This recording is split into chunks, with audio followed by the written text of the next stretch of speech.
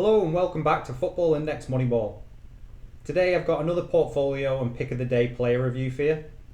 It's been a while since I've done one of these, as with the recent situation there's not been much activity in the market other than the understandable drop in prices after the leagues all announced that they were delaying. So this is actually the first review since February, and there's been a bit of a recovery recently after the deposit bonus ended, and people are starting to invest in the market again, ready for the restart of 4 of the 5 major leagues, with France recently announcing they were terminating their season early. I also have the best buy now player at the end of the video, selected from the past pick of the day players based on the current prices. I try and highlight someone who's still good value and could be in for a big rise over the next few months, so make sure to stick with me till the end of the video for that. Before we get going, if you haven't already, don't forget to like, comment and subscribe. If you want to follow me on Twitter, then you can search for @IndexMoneyball, and there's referral links in the description if you want to sign up for Football Index, Football Index Edge and Football Index Club. There's also a link to my Patreon page where you can help support the channel, which gives you access to some bonus picks, portfolio reviews and other added benefits. So to start off with, I'm going to be looking at the headline numbers for the pick of the day players. On the right screen we have the data from May 3rd, and on the left we have the data from February 2nd, which was the last time that I made a review video. The first thing to highlight is the drop in the average profit across all recommendations and the drop in the average dividends. So we've come down from a very good position of 40% at an average duration of 103 days, or just over 3 months, to now be sitting at an average of 30% profit after 153 days, or just over 5 months. Now this is obviously not great reading on the face of it, but with the drop in the overall market due to the halting of football, I don't think this is too bad, all things considered. Just below that on the right, I've made a table to illustrate what monthly return you would need to be on track for 100% growth per year, which is my target for my portfolio overall. You can see that after 5 months, you would need to be at 33.5% profit, so we've fallen a bit behind due to the recent declines, and more importantly, the lost time for the performance-based players to pick up dividends. Looking down the list of picks, there's been a pretty consistent drop across the board, and as a result we've seen a drop in the numbers for 100% plus profit players from 5 to 3.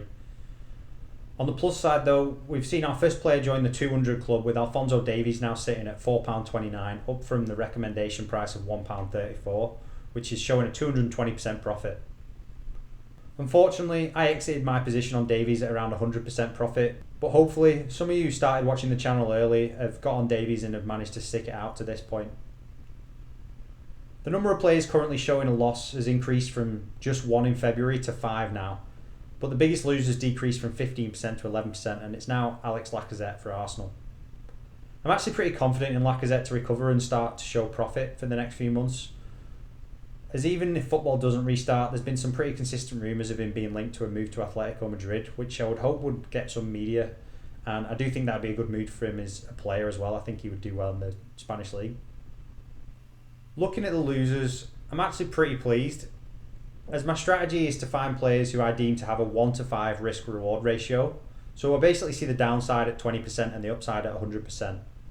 And I've been really happy to see that even in these tough times, none of the picks have dropped below 20% loss, and I would expect to see a big jump in prices across the board when football returns. I'm quite lucky in that the French league is the one that I know least about, and as a consequence I've only recommended one player, Maxwell Cornet from League 1. And with Lyon missing out on European football due to the final league table positions being fixed, I think he could benefit from some speculation in summer. Now moving on to look at how my portfolio has been doing over the last 3 months.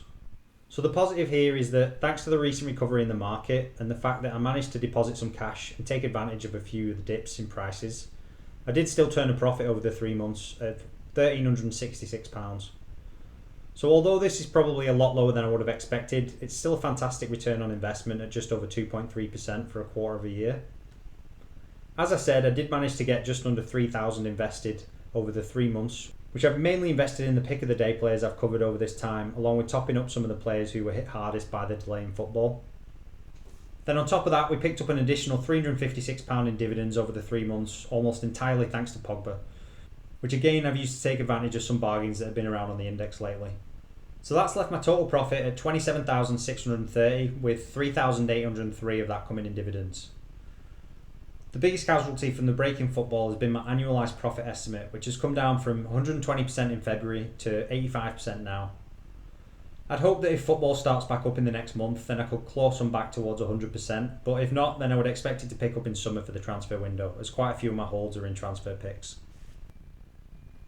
For my best buy now player, I decided to go for Kang-In Lee today. He's currently 5% above the price of my original recommendation, which was back in September, and the growth in young players since then overall has been much more than that, so I think that once he gets a few appearances, he should catch up with the rest of the Wonder Kids pretty quick. I also think that he's a player who doesn't really lose anything in the scenario that all the leagues get cancelled, as he's not been playing regularly anyway.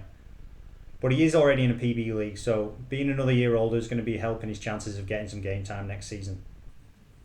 There's also the fact that as a new season approaches, there's been a boom in young players over the last 2 seasons in anticipation of them potentially breaking into the first team.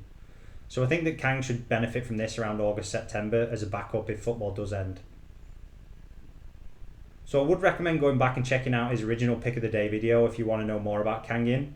That video was released on September 21st of last year, which should help you find it.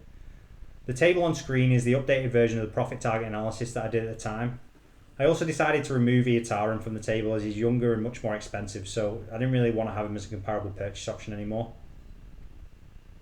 I think that all of these players stand to see a pretty big rise once they start playing in PB leagues regularly, and for Havertz once he gets a move to a big Champions League team.